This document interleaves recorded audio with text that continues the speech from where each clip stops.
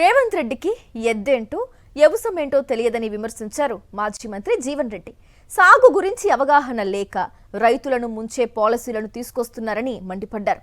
రైతు వ్యతిరేక విధానాలు అనుసరించడంతో రైతులు తీవ్ర ఇబ్బందులు పడుతున్నారని ధ్వజమెత్తారు జీవన్ రెడ్డి. ఇవాళ ఏదైతే మన 23 ఎన్నికల్లో ఏదైతే ఉందో కేసీఆర్ కంటే మెరుగైన పాలన ఇస్తా అని చెప్పాను.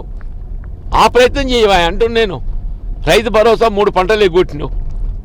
ఇలా రైతు బీమా ఏదైతే ఉందో 4 మాసాల ప్రీమియం చెల్లించలేదని చెప్పంటున్నాను. ఇలా పంటల బీమా ఏదైతుందో ఊసేలేదని చెప్పంటున్నాను. ఇవాళ ఏదైతుందో 7 రకాల విత్తనాలు పెట్టాలని చెప్పి అంటాడు. ఆ 7 రకాల విత్తనాలు ఏదైతే మార్కెట్ డిమాండ్ ఉందని చెప్తున్నాడో దానికి దిగుబడి ఎంత వస్తుంది?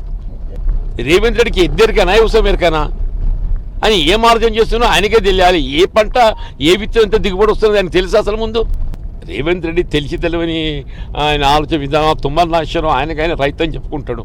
మరి ఈయనకంటే తెలియదు రేవంత్ రెడ్డి కానీ ఆయనకని తెలియాలి కదని చెప్పంటూ నేను అసలు కాంగ్రెస్ అనేది ఉన్నదా? ఆ రేవంత్ రెడ్డి ఫేమరెడ్ ఫ్యూచర్ సిటీ అంటాడు. ఎవడి కావాలి నీ ఫ్యూచర్ సిటీ?